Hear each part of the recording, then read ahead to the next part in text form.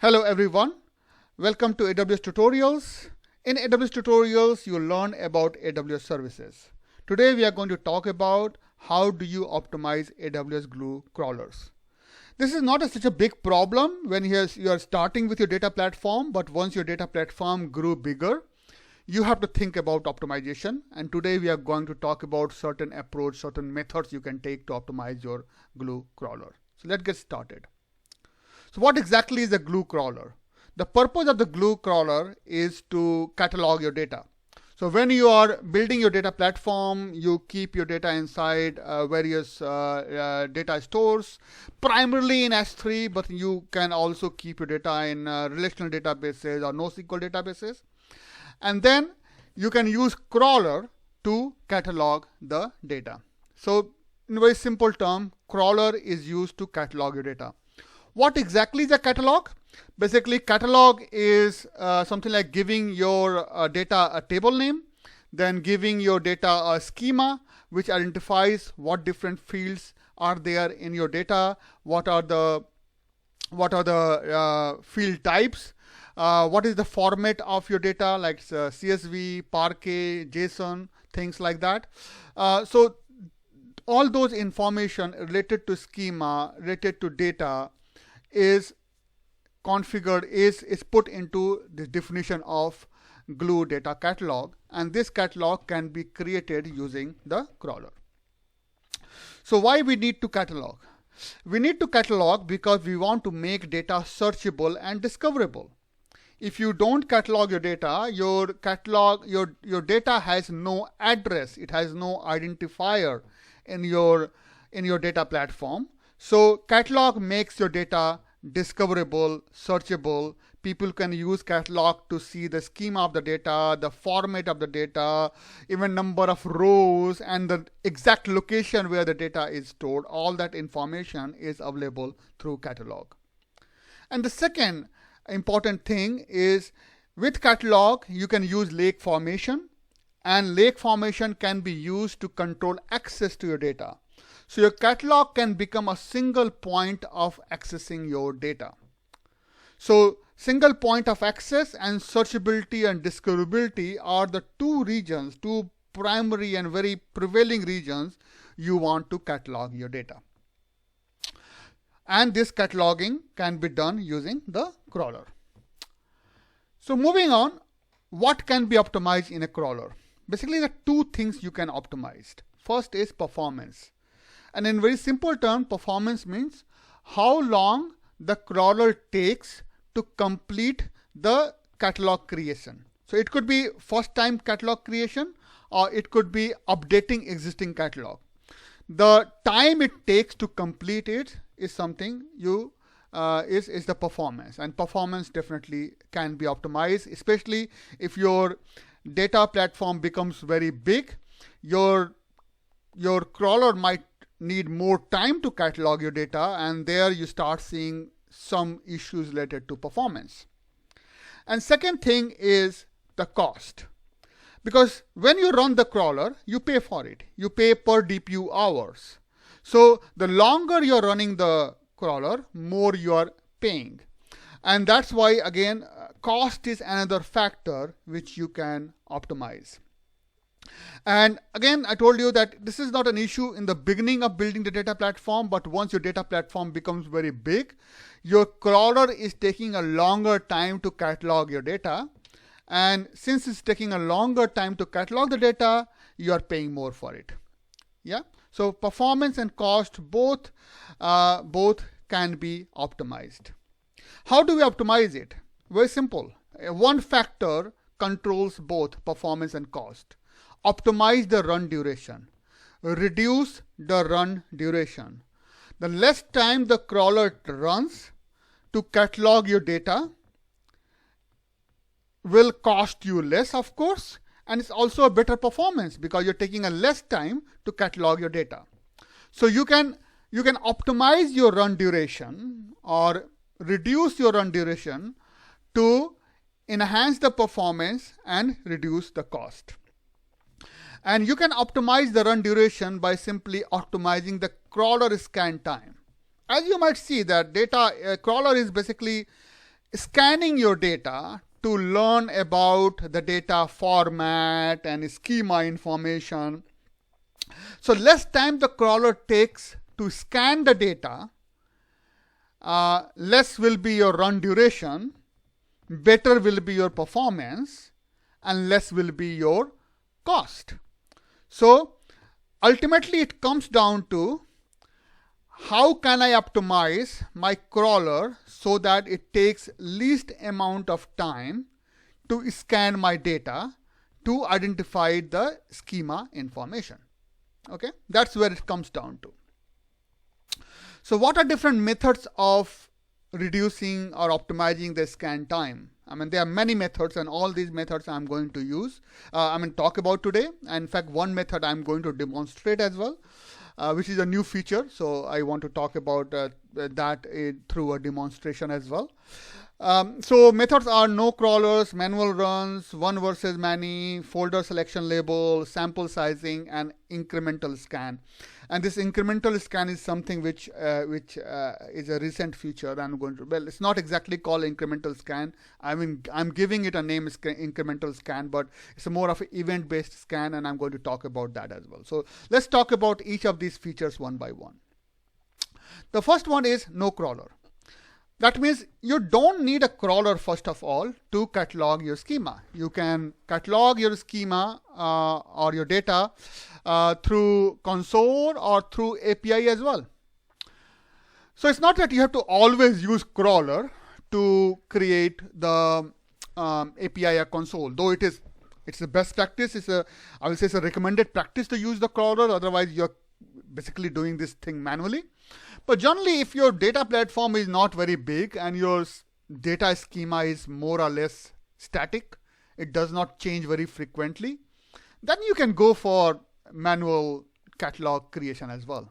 So if your schema is not very complex and you know that I can go and create this whole schema on my by your own, either through API or through console, then you don't need to run the crawler. I mean, you can simply say, I'm not going to use a crawler, I will manually create the schema. And when you manually create the schema, basically there is no crawler cost you are paying here.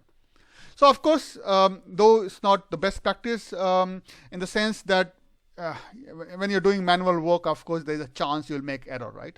From that point of view. So it is always recommended to use crawler, but it's not mandatory. You can always skip crawler if your data platform is too simple and your schema is so static. The second one is manual run. So I'm running my crawler. So this method says, I run my crawler first time to catalog my data. And then I run my crawler only when my schema changes. So generally what people do is that people schedule their crawler, run once in a week, once in a day, kind of thing, depending on how frequently the data is coming, to keep cataloging their data. That is okay, but the point is that if your data schema does not change very frequently, it rarely changes, then you don't need to run this scheduled crawler. You can manually run it.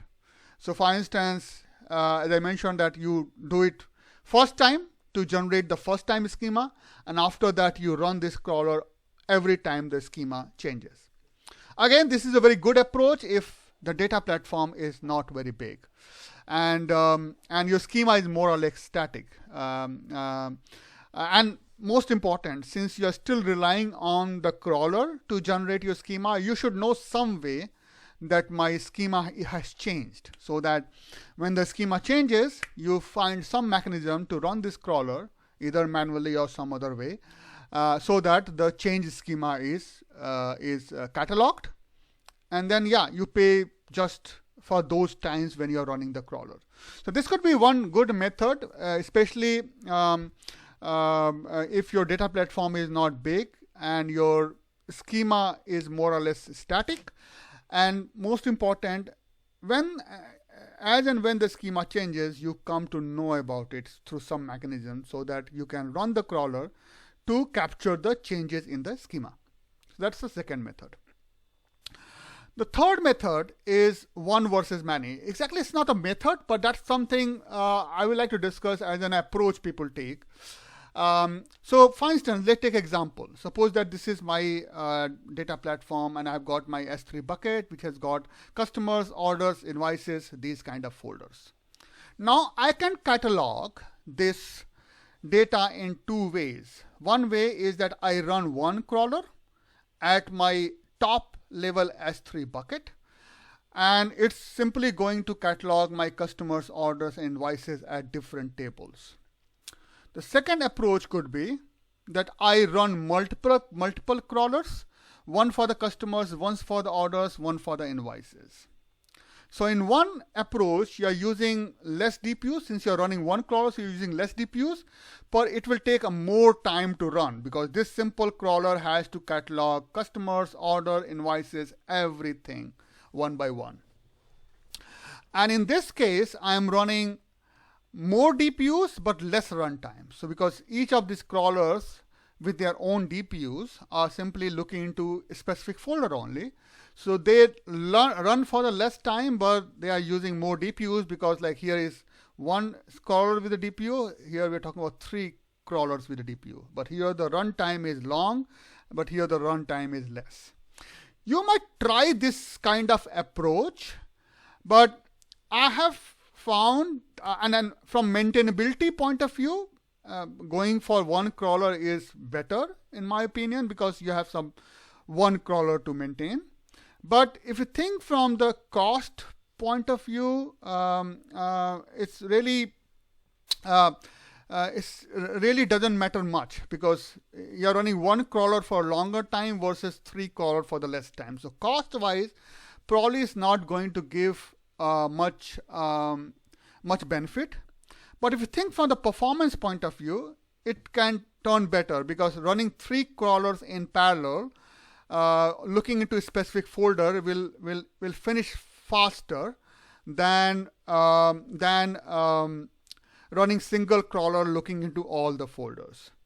So if you're using this method, the cost is not going to optimize much in my opinion. You can try but I'm not expecting much change in the cost because the amount of data scanned is the same. DPU time and runtime balance is almost the same, so cost is not going to give you much benefit. But if you think from performance point of view, using more crawlers can enhance the performance.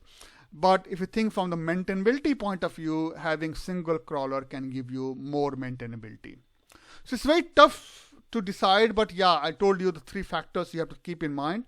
You can decide for yourself. But yeah, people sometimes think about one versus many crawler. Moving on to some, I'll say, more serious consideration. You can select the folder level. So when you're crawling, there are two choices available. One, I want to crawl all the folders. And second, I want to crawl only new folders.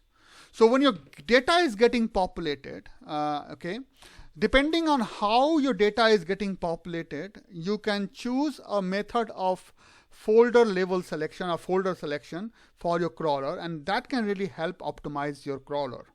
So two choices you have is crawl all folders versus crawl only new folders. So use crawl all folders method when you don't know where the new files are going to drop. So or your data is getting complete refresh, like you create a data and then next time you simply remove the data and rewrite the whole data, remove the data and create new, or simply rewrite the data. So if you're doing a complete data refresh, or if you don't know where the new file, which folder the new files are going to come, in that case you have no choice but to go for crawl all the folders. But if you know that your new data is coming only in a new folder, then in that case you can go for the second choice where you crawl for new folder only, and that way you can optimize the crawler. So as you can see that crawling all the folder takes a longer time versus crawling only the new folders. But you can go for choice of crawling the new folder only when you're getting some kind of incremental data which is coming always in a new folder. So you know that, okay, I'm simply going to do incremental data scanning which is through the new folders, and I'm simply going to ignore any old folder. So that could be one way. Depending on how your data is coming, you can decide to go for crawling all the folders versus crawling only new folders. By default, it is crawling all the folders, and generally people don't care about changing that configuration, but you should think about it. Depending on how your data is coming, you have a choice to select crawl for the new folders only, and that way you can really optimize your crawler. Now, one more approach is, one more configuration on top of the folder you can do is you can define the sample size. So whether you're going for crawling all the folders or you're going for crawling only the new folders, you can also decide a sample size. So your folder can have 2 files, 20 files, 200 files, 2000 files. If you don't give a sample size, it is going to scan all the files to determine the schema. But if you provide the sample size, which can be any value between 1 to 249, in that case, it is going to scan only those numbers of files. So suppose you go for crawler all folders and sample size 10. It's going to simply scan only 10 files to determine the schema. Similarly, crawling new folders only, but your sample size is 5 or 2, then in that case, simply going to scan 2 or 5 files to determine the schema. It will not scan all the files. So if your schema is static, and this is very important when you go for this choice. So if your schema is static, it's not going to change, then in that case, you don't need to scan the entire files in the folders to determine the schema. You can simply select the sample size, because since all the data files have the same schema, you don't need to scan all the files. You can simply, in fact, simply scan one file and determine the schema. So this is a very good configuration which you can use with the folder combination to avoid scanning all the files in the folder, rather just scan a sample size of the file to determine the schema. So that method is very good. Now next one, which is called your incremental scan. Well, that's not the official name called incremental scan, but this is more of an event-based scanning. And this is a new feature which got released recently actually, and I'm going to show a demo about that feature as well. So basically what incremental scan does is that you have your S3 bucket, for instance, and you have a crawler. So you use Amazon SQS queue to determine what new files are coming, or what files got deleted. So whenever, so what you do that you create an Amazon SQS, and then you configure Amazon S3 an event for the put, post, and delete method. So whenever object is created or when the object is deleted, for those methods you put an event and say when those events happen, so when the object is created or deleted, simply put an event into Amazon SQS. Okay. And then what happens that you configure this Amazon SQS with crawler. So what crawler does, when the crawler runs, it goes to SQS to see that since the last time it ran, what new changes has come into the S3 bucket. So suppose you run the crawler today and you scanned the bucket. Then between today and tomorrow, Amazon S3 got few files added, few files deleted. So when it happened, your Amazon SQS got events for those changes. So when the crawler runs, crawler will go and look into this Amazon SQS to see that since last time I run, what changes got published to this SQS queue for this S3 bucket. And when it happens, it simply use those changes to do only crawling of the changes. So if any file is created or updated or deleted, it simply takes care of those changes, rest it ignores. And that's why it is a kind of incremental scan, because it really looks since last time since last run, the crawler looks into since last run what has changed into Amazon S3 bucket and simply scans for those changes. And those changes is come to know using these events published to Amazon SQS. So we are going to test this one today. So that's another method. I'm calling it incremental scan, but that's not an official name given by AWS. AWS says more of using Amazon S3 event to do only incremental crawling through the crawling of the data. So something like that. So you can search for that information in the internet. It's one of the latest feature into the Glue crawler. Where it can look into Amazon SQS to identify the changes into your bucket, and based on those changes it does the crawling only for those changes, and that way it can optimize both performance and cost for you. So what we are going to do today is going to see the demo of this method, because this is a new method that needs little more configuration. So why don't we see how it works? So what I have done over here, that I have created a bucket called Dojo My Data, and there I have put an customers folder, and there I have got a customer1.csv file.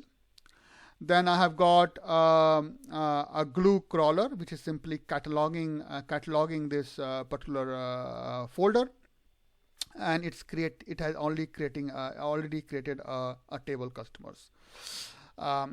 And then I have got one queue, SQS queue, which I'm going to configure to track the changes into S3 bucket.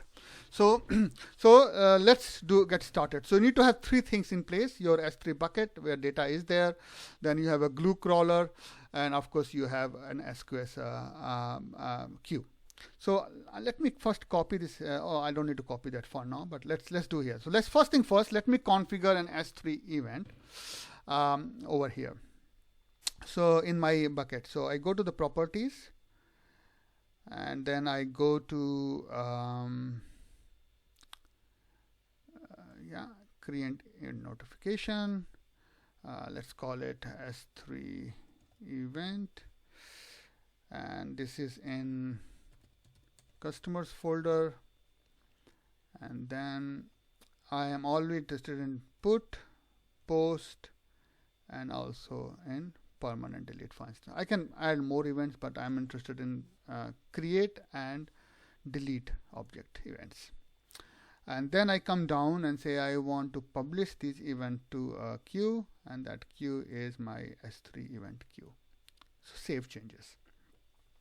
So now my S3 bucket is configured. I can check that if I go to SQS and say let's send and receive messages, and here if I try to pull it, it has sent a test event over here. You can see this is a test event which has been sent to it to check if S3 can publish the messages to this queue or not. So let me delete this one. We don't need it actually. Okay. Now, so let's keep here. Stop polling, and then let's stop. Let's wait here. Okay. So one side of configuration is done, where I have uploaded, where I have configured my S3 to publish the event to the queue. Now, having done that, I'll go back to objects here, and I go to the customers. Here I can see I have a customers1.csv file. I'm going to add another one just to test it later. But before that, I need to do one more configuration. I go to Glue. Here is my crawler. I'm going to modify it. So I say I want to edit the crawler. Okay, and then I go next. And here I can select, you can see I have all folders option, and I've got new folders options, which I discussed earlier. But I'm interested in the third option, which is the new, which is identify changes in the folder by using Amazon S3 events. So I say next. And here I don't need to change anything. I simply need to, I need to provide the SQS ARN. So the queue where the events will be published. So I have copied the ARN earlier. So I'm simply copy pasting that thing. I move next. I can provide a det letter queue also, but let's keep it for letter. Next. No, I don't want to store anything. I don't want to change anything else. I just simply want to add my SQS as a location for creating the data, and I finish it.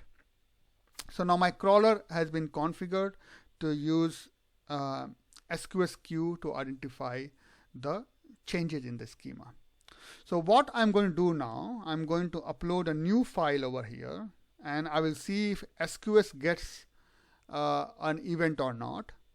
And then I will run this crawler, and when I run this crawler, you will see that it will update the table, and that the message will be gone from the table. So message will be gone from the SQS. That means my crawler has looked into the message, has used the message to catalog the data, and then it has removed the message. Okay, so let's test it. So let me first upload the file here. So to customers2.csv, I simply say I want to upload it. Now my file is uploaded. Now if I go to SQS and if I poll the message again, I should see a message. Yeah, I have got a message, and if I open that, in fact, I can see that it is talking about the changes. So I'm not going to see message in detail. I'll simply stop the polling. But yeah, one message is there. You can see here. Now I'm going to run the crawler. So now what will happen when I run this crawler? This crawler is going to use this message to come to know what has changed in the folder it is scanning into. And based on those changes, it will do an incremental scanning only.